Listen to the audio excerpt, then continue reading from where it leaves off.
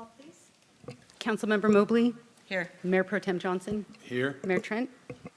Here. I was waiting. Everybody's not here.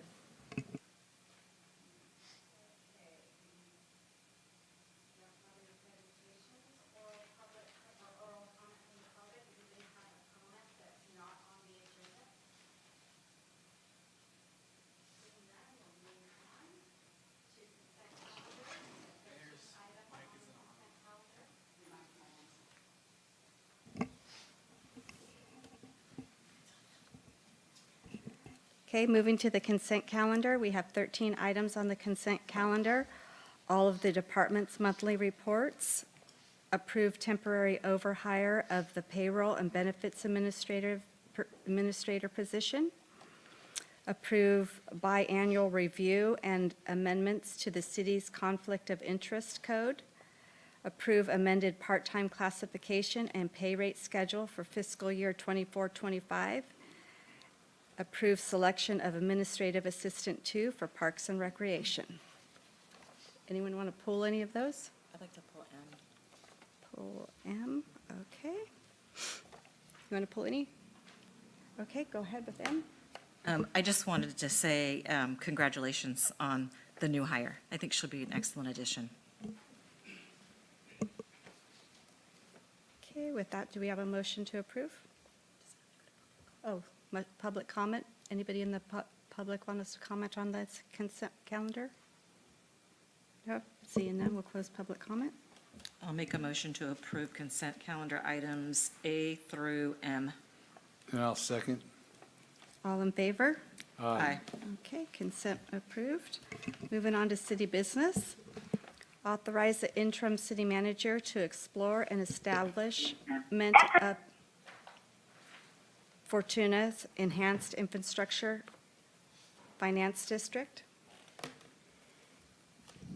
Staff report, please. Good evening, Council. I have a brief presentation for you on the Enhanced Infrastructure Finance District.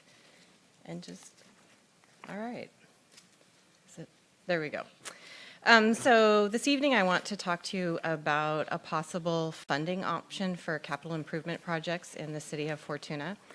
And that possibility is called an Enhanced Infrastructure Finance District, and I will be referring to it as an EFID. We can switch slides. So what is an EFID? An EFID is a special financing district. It can aid communities in funding a wide and diverse variety of public capital improvement projects. The projects can be funded by capturing and leveraging property tax increments, and property tax increment is growth in property tax. And that growth would be from the 1% property tax rate generated within the EFID area. And added improvements gained through the EFID funding supports future development and results in increased property values. And this generates increased property tax revenues from the base year, which can then be leveraged for capital improvements. I just want to be really clear, and I'll say this over and over again, the EFID does not impose a new tax. It is simply utilizing the growth in property tax to fund capital improvement projects. We can move slides. Affected taxing entities are not required to contribute their property tax increment to the EFID. Participation in the EFID is voluntary. Each tax sharing entity which elects to join the EFID has the option to allocate up to 100% of its portion of the tax increment to the district. Schools are not allowed to participate in EFIDs, as that would be likely disadvantageous for them. We can move. Part of the reason that the EFID is coming up as a financing option is because community development and public works have been working on mill district development, in particular the recent release of the draft mill district specific plan. Of the approximately 104 acres, 73 of the acres are actively being marketed as the Fortuna Mill Commerce Center. And the mill district, particularly the Fortuna Mill Commerce Center, as envisioned in the specific plan, will be a hub for diverse uses in the region. We are hoping for a well-designed center of commerce with flex space, transportation, general commercial, advanced manufacturing, medical, government, office, multifamily residential, and compatible industrial uses. In order for the Fortuna Commerce Center to be fully actualized, the city's infrastructure will need to be addressed, particularly the US interchanges at 12th Street and Kenmar. As you know, these interchanges bisect the city. The existing configuration at both interchanges is confusing, complex, and inefficient, and results in excessive vehicle queuing at these locations.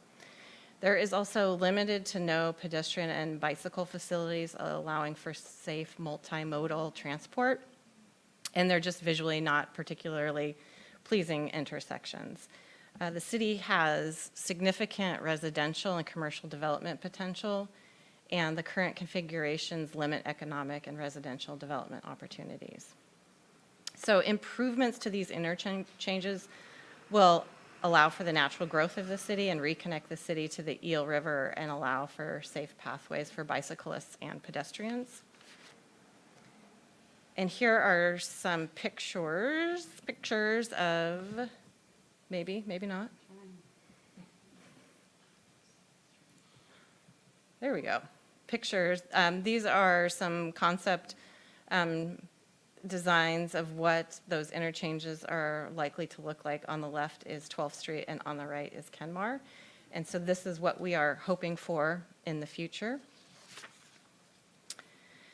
The cost of these interchange improvements is beyond what can be funded by development fees and the city. Federal transportation grants have not currently been awarded to the city despite lots of efforts to receive additional funding. And an EFID is a potential revenue generator to thereby finance these public capital improvement projects. So let's talk a little bit about how we establish an EFID. Just so you are all well informed, an EFID establishment will take up to about 12 to 18 months. This is not a quick process. It's a very heavy administrative lift. We will need to form a team, and that requires legal counsel and an economic advisor. I do have some future meetings already scheduled with an economic advisor because you need to define your EFID boundaries, and you need to estimate your assessed property values and then estimate the actual increment that you may be able to receive. And so that's where an economic advisor comes in handy. We can go to the next slide. We will need to conduct outreach to the other taxing entities and to the affected residents and property owners. And this is the point at which we would likely reach out to the County of Humboldt to gauge their interest in possibly participating in an EFID and sharing a portion of their property tax increments with the city of Fortuna. And that could be advantageous to them because they have Measure Z and potentially Measure O, which is on the November 5th ballot. And so any retail development that is established in the Mill District could benefit them because of sales tax. Then we would initiate a formal process. We would need to create a public financing authority. The city of Fortuna does already have a public financing authority, but this is a special district and it will need its own public financing authority. I just confirmed that with Cal Ed last week. We can move on. And then we have to prepare an infrastructure financing plan, which is all the legal descriptions and tax increment revenue projections. And also we will want to make sure that we are prepared to describe the projects that the EFID would fund. And then we would move to a pre-adoption phase. You can keep going. And then sort of last but not least, then we have to hold 3 public hearings. And if there's protest, then we would potentially hold protest hearings and a protest election. And again, here I want to just say this is not a new tax. This is utilizing property tax growth. So again, that's not money we've received yet. It's money in the future as property values increase. We would take a percentage of that and finance these public infrastructure projects. And then we would move on to the approval and formation process once those public hearings and protest proceedings have been completed. And that in a very brief nutshell, is the EFID. And so the request for your council today, we can go to the last slide, is to authorize the interim city manager to explore the establishment of a Fortuna enhanced infrastructure finance district, including but not limited to establishing a public finance authority and identifying a legal and economic advisors. And I'd be happy to answer any questions. Thank you. Any questions from council? I do have questions. Yeah. Okay. Are there any other cities here in Humboldt County that are part of this or have set their own up? Yes, the county of Humboldt has an EFID on the Samoa Peninsula. And my understanding is the city of Eureka is also looking at exploring an EFID. Okay, so it's fairly new for For any of Humboldt, the local cities to be doing this. yes, it's relatively new in Humboldt County. It is being done across the state. Okay. Why would someone protest it if it's not an increase? Maybe they don't want to see the public infrastructure improved, possibly, or it may just be a lack of understanding that this is not a new tax. Okay. And last question, how large of a committee? It's the Public Finance Authority, I believe, is 5, 3 of which 5 members, and I believe 3 need to come from the city council and 2 need to come from the public. Now, if there's other taxing entities, like the county of Humboldt, that join this EFID, then that composition changes a little bit, and it would need to include that other taxing entity. Okay, thank you. I know we've looked at and explored other options for financing, and this seems to be one that we actually have some control over the success and what the funds get used for, and within whatever bounds the state puts on how we use them. But if we're raising them for infrastructure, we should be able to use them for anything we need in that area. So I think this is a good thing to look at and take a cautious approach and see how it works out. So thank you for looking this up, because the last 2 Caltrans things we looked into didn't pan out, so. Right. And I know that there's people that still walk to work at the motels and restaurants in the morning, regardless of the weather, and this would be a good way to help clean that up and make it a safer way to get there. So, Absolutely. thank you. Do you have any rough calculations, how much this would bring in? No, I did not attempt to do that at this point in time because the boundaries need to be established. Likely, it might be the entire city of Fortuna, but that's where the economic advisor would be really helpful. And also to determine the actual percentage of property tax growth that we would contribute to the EFID. So not at this point in time, but that would come back to your council in the future. So it has a potential of being a large amount of money for the things that we want to, Possibly. okay. Do we have any comments from the public on this item? Seeing none, we'll close public comment.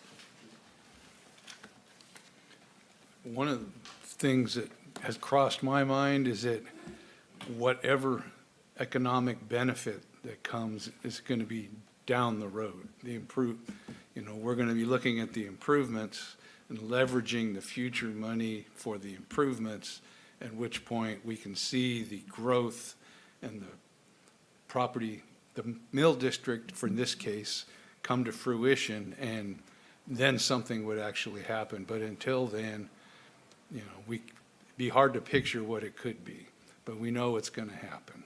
We just have to figure out with our advisor what that increase would be. So, thank you. You're welcome. I'll make a motion to authorize the interim city manager to explore the establishment of a Fortuna Enhanced Infrastructure Finance District, including but not limited to establishing a public finance authority and identifying a legal and economic advisor. Now, second. Okay, we have first and second, all in favor? Aye. Okay. Our next item is authorize the interim city manager to execute a contract for the sanitary sewer closed-circuit television project and approve a supplemental budget request. The staff report on this? Yes. Brendan Bird, I'll be giving this staff report this evening. I'm just pulling up a PowerPoint really quick. All right, and this is for sanitary sewer closed-circuit television, although I promise, even though I have a PowerPoint, I will not include any photos unless otherwise requested. So yes, I have a contract award recommendation this evening for what we are calling our sanitary sewer closed-circuit television, or CCTV, inspection project. That also comes with a supplemental budget request in order to award the project. So to start with the purpose and need, so actually in 2015, the city was filed a notice to sue by the California River Watch over operations at our sewer treatment plant and our sewer collection system. The city, as a utility service provider, operates both of those systems under permits with the state and regional water quality control boards. And with that, we have operational parameters that sometimes we have violations. It happens, everybody has them. We reconcile that with our state and our regulatory agencies. Sometimes those go untaken care of on the state side, and that's one of the major liabilities that opens an entity like the city up to third-party litigations from groups such as the California River Watch. And during this particular time, they were very active with a number of cities locally in the county. I know that Arcata and Eureka and others have also had to deal with similar issues. So in 2016, we moved through the initial lawsuit process and ultimately entered into a settlement agreement. And as part of that settlement agreement, the city agreed to perform a number of items as part of our sewer collection and treatment operations in order to move some of the environmental happenings with our utilities more in the direction that they were hoping to see them go. And those included a lot of areas, but it principally boils down to the 6 items in this list here, which include the city agreeing to perform a sewer collection system condition assessment and perform repair projects, and that condition assessment would be based on closed-circuit television inspections. It would also include updating the city's sanitary sewer management plan to have more information on our sanitary sewer overflow policy, update our testing standards for our percolation ponds to reflect the same standards we do when we go direct to the Eel River in the wintertime, add a link to the CWIX dashboard on the city's website. CWIX is a long acronym that is the reporting tool that we report our permit violations to the state, because it's all public record, and that's how the public, but also people like Riverwatch, find out what's going on, good or bad, with utility operators such as the city. To file a notice of intent to comply with the statewide composting permit, and lastly, to recommend to the council adoption of a citywide lateral inspection and replacement program. So I will note items 2 through 6 have been fully completed in the years since the settlement agreement. To just bring one up in particular, the last item, the recommendation on the staff level that the council consider a citywide lateral inspection and replacement program. This is the only one of 2 through 6 that had a little more meat to it. For those who are unfamiliar with this, these are for like the reasons in Arcata or Eureka. When a home is sold up there, it requires inspection of the private side of the sanitary sewer lateral. And if there's any defects found, they need to be corrected before the sale of the home is closed. It's a means that was brought forward largely at the state level and through the interest group level as a means to try to get those laterals replaced, because it's at the lateral level for homes where a lot of sewer I&I happens. That's inflow and infiltration. So it's a means that, agencies have been using through ordinance in order to make sure that people are performing repairs on their private infrastructure. That was brought in 2018. The council was not interested in moving it forward at that time.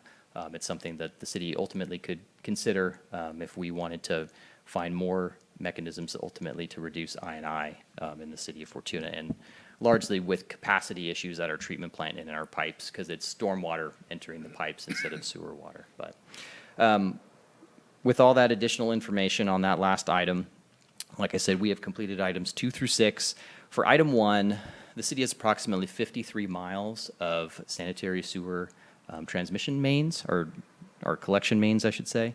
And we have completed through our 2018 sanitary sewer evaluation plan and through various efforts throughout the years with our own crews about 15 miles of inspections and rating and cataloging and some repair projects. We have about 38 miles left to go. We did purchase a sewer camera in 2018 and have been plugging away at doing things on the staff level. I will note that with staffing challenges, with COVID, and with just general expertise at the staff level that is required to implement the sewer camera and to do it all in the way that makes us regulatorily compliant has been difficult. And that's not been unique to Fortuna. I've had discussions with Arcata and Eureka staff. You know, a lot of folks put in this position early on in these regulations that were brought upon largely through suit by agencies like Riverwatch. Took an initial approach of trying to do a lot of work in-house and have also struggled with it just due to staffing, other maintenance demands, some of the expertise and staff turnover, things of that nature. So it's not been through lack of trying. We've faced a lot of difficulties in getting as far as we need to. So recognizing that we were not going to meet that target by the end of our compliance, which is near the end of this year, first part of next year, we started developing a bid package for how we could get contractor assistance to perform the remaining CCTV inspections and rating and cataloging. So as you'll see here on the right-hand side, this is a figure we developed for the bid package. And in a nutshell, what is shown, that mic is a little touchy, I find myself, yeah. Okay, what you see in blue are the areas that between the contractor and between city staff, we've been able to camera to date and catalog to date. The areas shown in purple, yellow, gray, and I guess what is a light green color are the areas that we still need to camera and catalog, which again is about 38 miles of total asset. We developed this into a bid package, which was released on July 1st, and we opened bids on July 29th. The city did only receive one bid for the services, which was from APS Environmental. We did split out the total project into a base bid amount and 3 alternates. Without specifically knowing exactly how the project would come back relative to our available budget, we decided to break it up into manageable chunks so that we could incrementally award depending on how the total project costs came back. But I will note, and we will look at it here at the financial impact section, that the total cumulative bid from APS Environmental, which is about $708,000 to $709,000, the city's budget for this is about $700,000 currently. So a little bit on bid period follow-up. Whenever you only receive one bid, you always want to take a step back and, again, make sure that things seem reasonable, that the costs seem reasonable, that, folks who are interested in competing on your project were. Long story short, I think, although there was a lot of interest in our project, these are typically out-of-town contractors coming with very specific timelines to complete the work, and ultimately it just didn't work out for some of the folks that had shown a lot of interest, but ultimately couldn't meet the timeline that the city needed to get the work done in order to remain in compliance with our settlement agreement. So with that, we have had discussions with APS Environmental. They are, fully qualified to complete this work. They have active licenses. They've actually completed a project just last year of essentially the same scope and scale as we are proposing to be contracting with them now for the city of Eureka, actually almost down to the same amount of footage, I believe, that they produced. So they are more than qualified to perform the work. They are working in this market sector currently. And as far as assessing the cost, because when you only get one bid, you don't really get to see where you fall on the range of what people are doing the work for. We did develop an engineer's estimate for this project based on work with previous contractors and other agencies and that had bid results available, and we found that their total proposed project cost was only about 4% above our engineer's estimate. So we do feel that their cost that they came back for the whole project was reasonable and it reflects market rates, so we do feel good about that. So with that, we would recommend to the council that you authorize staff to contract and award the project with APS Environmental.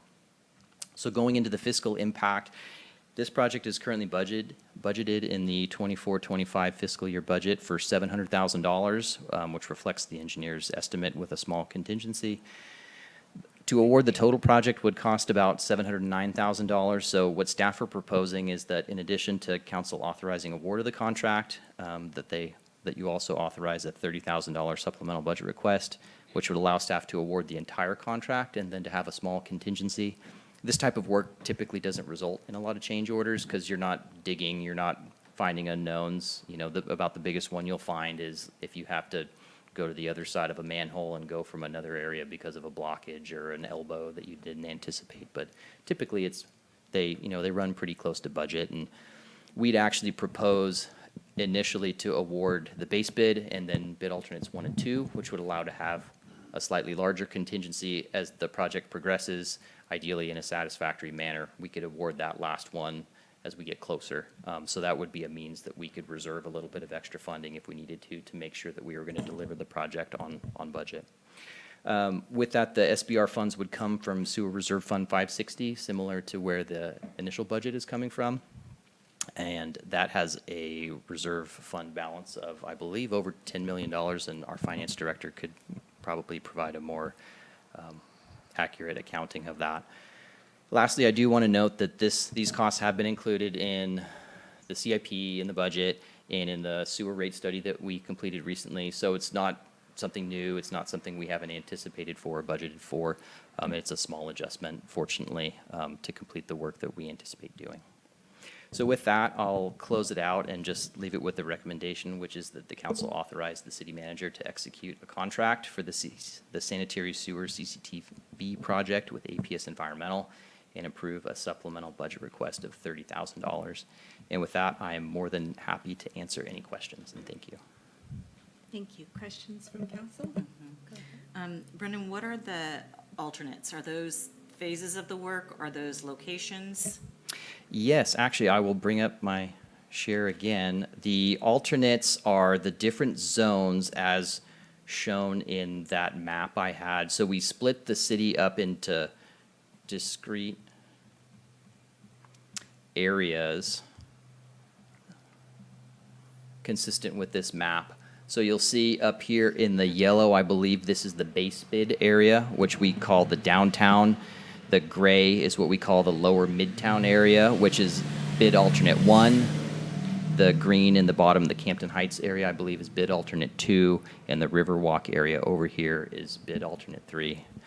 While we're speaking about this, I am considering, and we are looking at, because we do have a little bit more time of still trying to have our crew get to the Riverwalk area, because it's a relatively small one that we could do, and that's another means for which we may not move forward with awarding that alternate. But we want to be able to preserve that opportunity should we need to, especially given our crews are tackling some other larger maintenance projects right now. So. How long do they need to do the whole project? I believe in the case of a contractor like APS, in discussions with them, they'll deploy multiple vehicles, upwards of 5 or 6 vehicles. And a lot of estimates that I've seen in the past have indicated that they can do, like one unit can do somewhere on the order of 2,000 feet per day, which is somewhere just under a half mile. So it's really limited by the number of vehicles they have deployed doing it. And so if they had that many, presumably they could get 1 to 2 miles a day. Have they said once they're awarded the contract, how long before we could get on the schedule to start? I have spoken with the gentleman that bid on the project, and I believe he actually may be in on the Zoom if I'm correct here. But we have talked about getting them mobilized hopefully in September. Okay. Yeah. And then how long do you think it will take? Will it be finished by fiscal year end? That certainly by fiscal year end. We are really, the target in our contract is actually by December 31st of this year. Oh, So they'd be looking at jamming pretty heavily. Given the time of year we're entering into, if it was a big active rainstorm, it limits how well you can do, because as the pipes get full, you can't camera them very well.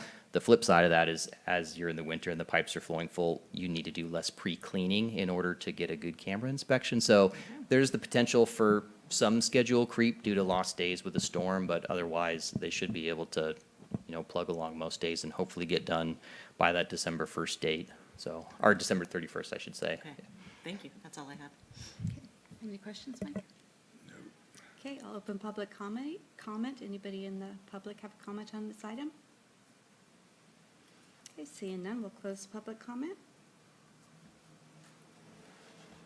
I'll make a motion to authorize the interim city manager to execute a contract for the sanitary sewer CCTV project with APS Environmental Incorporated and approve a supplemental budget request for $30,000. I will second. Okay, all in favor? Aye. Motion passes. Our next item is approve a water service extension request for 40406 Nob Hill Road, APM number 202-002. Is there a staff report on this?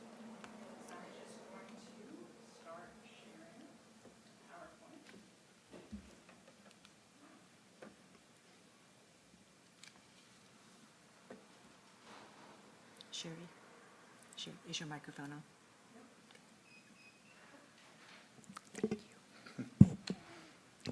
So good evening, Mayor Trent and honorable council members. I'm Sherry Meads. I'm the Community Development Director. And as the mayor eloquently pointed out, I'm here to present to you a water service extension application. So here's just a little bit of a project description. It is for 406 Nob Hill Road, and there's an absence of reliable water, which I'll explain a little bit more in the presentation.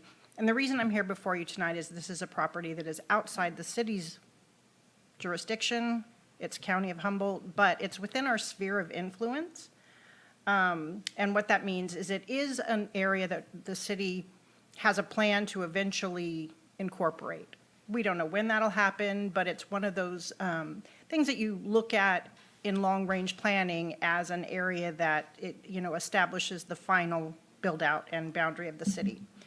So there is a California statute that allows local agencies to extend water and other utilities to properties outside of their jurisdictional boundaries.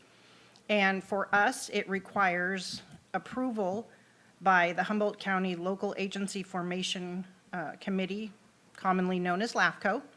And LAFCO can authorize what this project is, new or extended services outside the boundaries where the water supply is inadequate to meet the domestic needs for its intended use, and if additional quantities cannot adequately or reasonably be developed. This is not to support or induce development. That is a strict LAFCO statute that we wouldn't be doing this just so the person could build more or that type of thing. It's just to serve the existing single-family residents. So the city of Fortuna also has a regulation. So we start at the state level that allows it pending LAFCO approval, and then the city of Fortuna policy, it's actually, the policy itself is called the Water and Sewer Utility Services to Areas Outside the City Limits. And it pretty much agrees with what the state and LAFCO says, that if there is an existing single-family residence within the city's sphere of influence, which this residence is, and what is an additional requirement for the city is that there has to be a qualified hardship. A professional has to identify a reason that they need to be brought on to city services. Another way that a person can get city services outside city limits is they can request annexation. This property owner is not requesting annexation at this time, but one of the conditions of approval in the resolution that accompanies this item is a requirement that he sign agreement that if the city of Fortuna requests that he annex at a future date, he has to do that. So the location, I just pulled up an aerial view here to show folks where it is. I drive past it all the time on my way home. So as you're leaving Fortuna going north on 101, it's between the Main Street on-ramp to northbound 101 and the Palmer Boulevard exit to the northeast up there. You can get to it from, is it Hope Street? I think it is. Yes, Hope Avenue, which you can get to from the northbound streets downtown, like 6th, 7th, that type of thing. And then a little closer zoomed in, you can see the parcel itself. You can see that it is, we can't tell that, but it is 10 acres developed with a vacant single-family residence and agricultural outbuildings. The residence itself was served by a spring located down a hill and then across Nob Hill Road. So it's pretty far from the structure. And alternatively, what you can see here is that there is water line service from the city that is very, very proximal to the location. And we've also verified with the city engineer that the city has adequate water services to serve to approve this request and also continue servicing the existing uses without any drop in their service. So the documented hardship was performed by Fish Drilling and Pump. They established that the spring that had been used is no longer viable to serve the residents, which is currently vacant, and that improving the system that they have now is not feasible. There are no registered wells that are on the property at this time, and drilling exploration is limited due to the slope of the parcel and the location of the septic. So any additional exploration would be very costly and would not have a guaranteed result. They could spend a whole lot of money drilling around and not find anything adequate to serve this parcel. So this project is exempt from the California Environmental Quality Act under a Class 3 categorical exemption, which allows the extension of water main, sewage, et cetera, to serve small residential development.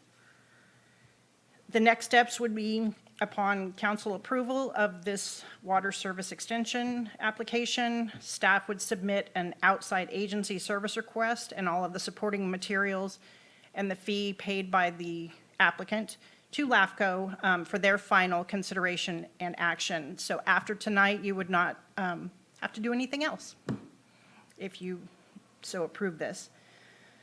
So with that, the Community Development Department recommends that the City Council, by resolution, approve a water service extension request to extend water service outside the city's boundary to 406 Nob Hill, APN 200-202-002. Authorize staff to submit an outside agency service request application to LAFCO and to determine the project to be exempt from the California Environmental Quality Act. And with that, I'm here to answer any questions. That's the end of my presentation. Thank you. Any questions from council? No, you answered everything I would have asked. Yeah, very thorough. I have just a little bit of expansion on one of the questions. It said that it can service the property, but it's agricultural property, so does that has a potential of using more water? Is that already taken into consideration? So the county's general planned land use designation for it is currently residential estates. The city has pre-zoned it for agricultural, which supports a single-family dwelling. Okay, But it doesn't specify anything more about whether or not they could require additional water beyond what the residential main would be. okay. And maybe the city engineer could explain if there would be a difference. Sorry, Brendan, I'm putting you on the spot. Yeah, no worries at all. To Sherry's point, the land is zoned that type largely because the location that it's outside the city limits currently. To my knowledge, there's no use of that area for like irrigated land type application there. We are considering this application in context of providing water to a single-family residence through a meter of appropriate size, and so that generally would be our expectation in this particular case, and that is what our determination is based on as far as capacity at that location goes, of which there is more than plenty. Thank you. And Brendan, doesn't this also have a different rate structure than a City of Fortuna residence? Correct. So anybody outside of the city of Fortuna is charged 1.5 times what our established fees are for those areas. So as part of that, the fees that would be charged for this particular residence are 1.5 times whatever the normal amount is. Say they get a 1-inch meter. So some of that additional impact is kind of captured in that too when we do approve or we have these requests for outside of city service areas. Thank you. And that's actually included in the resolution itself, so it's bound. Thank you. Okay, we'll open public comment. Does anybody in the public have a comment on this item? Seeing none, we'll close public comment. Okay, I'll make a motion to adopt Resolution 2024-29 and read by title only. And I'll second. Okay, we have a motion and second. Roll call, please. Resolution 2024-29, a resolution of the City Council of the City of Fortuna approving a water service extension request application to extend water service outside the city's service area to 406 Nob Hill Road, APN 200-202-002, authorizing staff to submit a LAFCO outside agency service request application and finding the project exempt from CEQA. Councilmember Mobley, Yes. Mayor Pro Tem Johnson, Yes. Mayor Trent. Yes. Okay, our next item is authorize the interim city manager to execute a construction contract for the Roner Creek Bank Restoration Project. Is staff Good report on evening, this? everyone. This last winter, which was a rough winter for us, a lot of heavy rainfall, there were several instances of issues around the city, one of which was when debris coming down Runner Creek was going through Runner Park, a tree that's laid across the creek right behind the cook shack by the picnic area, it caught up a bunch of debris causing the water to impound and got to a depth where it eroded the bank. And it eroded it significantly right behind the cook shack there. And so it was up to the very bottom branch on that tree that you see going across the bank. And so we waited for waters to recede and actually had Dan Collins come in and cut out one more branch that sat lower, catching pretty much everything that was going by. Now, as you can see in the background there was quite a bit of erosion, and it's gotten very close to the foundation of the kitchen there. So staff began working with consultants and contractors to find a solution, designs to repair this bank. Staff has experience with these types of projects and worked closely with CDFW, Water Board, and the Army Corps with a design that we were able to get permits for pretty readily because we worked together on it. The design itself, they really didn't like the idea of a lot of riprap.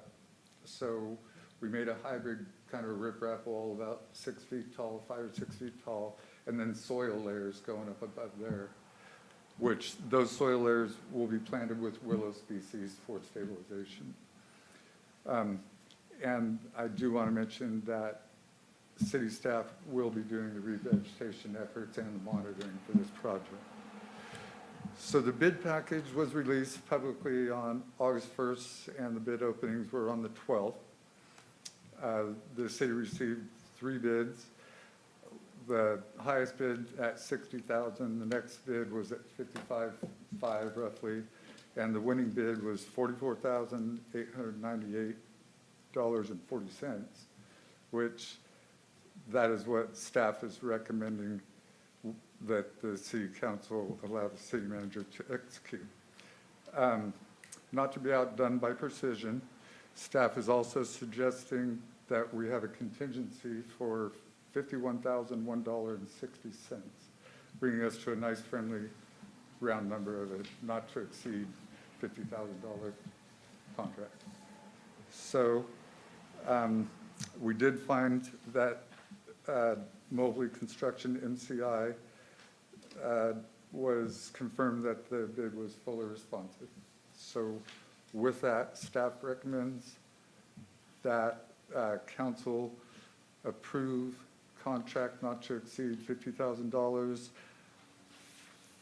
funded by the CIP 9373 Citywide Storm Drain Maintenance Project, which has a fiscal year budget of $295,000. Thank you. Questions from council? No, I do have a comment, though, that there's not a conflict of interest. I am not related to Mobley Construction.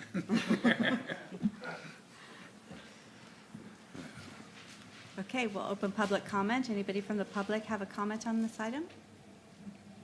Seeing none, we'll close public comment.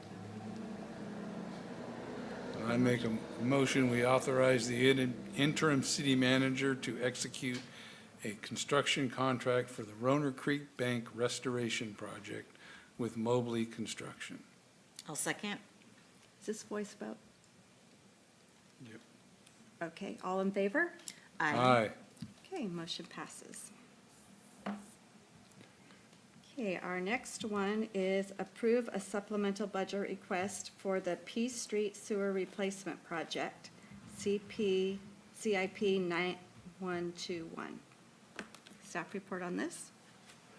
Yes, this is another one that's a result of last year's really rainy weather, and lets us know why City of Fortuna used to be named Slide. On 9th Street, up where it branches off to Christian Ridge Road, the hillside slid there, exposing a 6-inch sewer main line.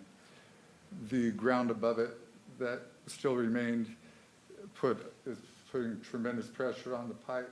So staff immediately got out there, got to a higher manholes where we could pump and bypass the segment of pipe.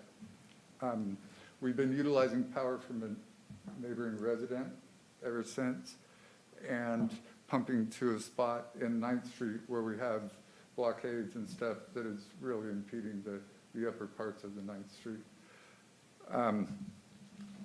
So shortly after the incident, staff began working with SHN Engineering to develop a design solution to reroute and permanently eliminate that section of pipe. The plan is to dig up at the inlet to the manhole on 9th Street, and then to bore up the hill and intercept the line just below the manhole on the hill. Staff received the plans on the 9th of August, got them to Mercer Frazier, who provided us with an estimate on the 15th. And we feel that due to the close proximity and the nexus with the 9th Street sewer main, we propose adding this task to the P Street contract as a change order. This would not only minimize mobilization, but it would also ensure that the repair got done this year, which is substantially important, using other people's power and having the road blocked like that. So Mercer Frazier came in with an estimate for $53,000, which staff feels is very reasonable. That comes out to about $175 a foot, which is much less, $25, $30 less than what we're used to seeing for that type of work. Staff would also propose that we provide a construction contingency for $7,000 on that. This would bring the not exceed contract amount from $135,000 that was awarded earlier this year to $195,000. This fiscal impact, this project is funded by the Sewer Capital Reserve Fund 560. The breakdown on it is the fiscal year budget allocated $150,000 for it. The contract awarded earlier was $135,000, so we're going to utilize that remaining $15,000 that was budgeted and asking for a supplementary $45,000 for this project. So with that, staff recommends that council approve a supplementary budget request in the amount of $45,000 to add this work to that project. Thank you. Any questions from council? Matt, when would they be able to do this? Before the next stormy season? The P Street project is going to be started up very soon, quite possibly before the end of the month, but yes, this year. Okay, thank you. Any questions, Mike? Okay, we'll open public comment. Anybody from the public like to speak on this item? Seeing none, we'll close public comment. All right, I'll make a motion to approve a supplemental budget request for the P Street Sewer Replacement Project, CIP 9121, in the amount of $45,000 and establishing a maximum contract amount of $195,000. And I'll second. Okay, we have a motion and a second. All in favor? Aye. And the motion passes. Okay, we'll move on to the city manager's report. Thank you, Mayor Trent and council members. Some of your upcoming meetings, particularly your council meetings, are September 3rd and September 16th at 6 p.m. There is Planning Commission meetings on August 27th and September 10th at 6 p.m. Measure E, there are meetings on September 17th and January 15th at 5:30 p.m. The Roner Community Recreation and Park District meeting is September 4th at 2:30 p.m. And the Fortuna Business Improvement District meeting is on October 22nd at 8:30 a.m. And some of the items that I have been working on over the last couple of weeks, I met with Chris Broadstock from Fortuna Rotary to talk with him and city staff about a human pet fountain. It's a fountain that is tall enough for a human and short enough for a dog to drink from. And so the likely location of this donated fountain will be hopefully at the River Lodge, and we scouted out some possible sites, and so hopefully we will land on the perfect site with minimal disruption to all of the beautiful concrete work around there. Amy, excuse me, it's Fortuna Sunrise. Fortuna Sunrise, There's a thank lot of you. competition between the two, so. Thank you for the clarification, much appreciated. In addition, the Parks and Rec Director and myself, we met with Humboldt Transit Authority just to get a better understanding of transit in Fortuna, because transit is something new, that's something new to both of us, we just wanted to better understand that.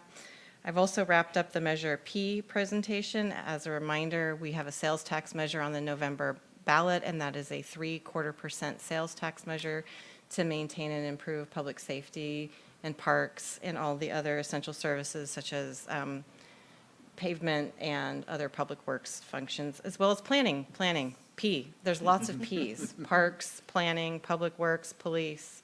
So it's the perfect letter for us. And the first Measure P presentation will be tomorrow morning at the bright and early hour of 7 a.m. at Kiwanis. Thank you, Councilmember Mike Johnson, for that. I will be there at 7 a.m. I also attended Talk Shop and got to talk a little bit about the city of Fortuna on Talk Shop. And of course, I'm always meeting with department heads. And then I also had a brief conversation with a consultant about doing some goal setting with the council and possibly maybe even some visioning in the future. So hopefully there'll be more to come about that conversation in the future. And with that, that concludes my report. Thank you. I think it was Sunrise Rotary that installed a pet fountain and human fountain at the Conroy Field in Roner Park, at the baseball Conroy Field, Little League Field. So we have one. It'd be good to get another one for our furry friends that walking on the Riverwalk there. Absolutely. I actually, during baseball season, saw that got used a Oh, lot. Good. Uh-huh. And the dogs loved it. Okay, future agenda items. None? City council reports. I have nothing to report. Okay. I have a little bit here. I just had a HCOG meeting last week, and we saw a variety of presentations. One called the Keys Campaign, talking about the impact of housing availability and cost in the community, and the benefits that people that could get into a house derive from that. Also a presentation on Caltrans Cycle 2 highway maintenance primarily in Eureka, but down on 4th and 5th Streets, crosswalks, rapid flash beacons, the new, I think it was SB 431 or 531, that changed the distance for red curb from the crosswalk back, so you got, I think it's 20 feet back now. And how that affects things, makes it visibility for the pedestrians and people using the crosswalks. And prioritizing essential services in an era of economic disasters. So that was a presentation done by Sean Quincy and the Public Works Director, Tom Matson. The approval of the City of Fortuna and the City of Riadel's LTF claims for 24-25, and an amendment to the overall work program, which is HCOG's budget. And it was for a positive reason, though, being the recipient of a couple of grants. So we amended the budget up to account for the grants and the work that was going to be done. We call it the overall work program because each budget item has a page dedicated to what the money's being used for, how it, the work that's going to be done, and people can see what's happening, and the money not donated, but the money allocated to it. We also appointed a local member to the Great Redwood Trail Commission. It was Riadel Mayor Deborah Garnes. And she will serve 2 years, and then the next city to be represented will be from Mendocino County. And the way it's set up, it covers Mendocino, Humboldt, Lake, and I think Sonoma County. Wherever the Redwood Trail goes through, that county will get a representative for 2 years on the Great Redwood Trail Board. And that's what I have to report that we did last week. So, thank you. Okay, I've been busy working on the HOPS committee. HOPS and Humboldt is this Saturday down at the park. The main reason I'm on the HOPS committee is because 100% of our profits are granted back into the community. So we have given away thousands of dollars within our community, and we do $1,000 scholarships to high school students every year. So I'm really proud of this program. I don't like beer, but somebody's got to work the gate and take care of the money, right? Without drinking. So that's my job. So anyway, anybody who's interested in going, we have, I think, I was going to bring the numbers and I didn't bring them with me. It's something like 30, don't quote me the exact number, but it's a large amount of breweries that are coming. We also have vendors, food vendors and sale vendors. If you just want to come look around, you can always get a designated driver ticket. They're a lot cheaper. You just don't get a glass to drink beer. But it's usually a very fun event. Ran mostly by a bunch of volunteers within our community. And then I have started up my senior center potluck 5-minute speeches, you know, going in and talking to the seniors at the senior center. They always have lots of questions on what's going on in Fortuna. So last week I did a presentation on the city's tax measure. So there was a lot of questions on that, but it went over very well. I really enjoy talking to the seniors at the senior center. And that's all I have to report for this meeting. So with that, do we have a motion to adjourn?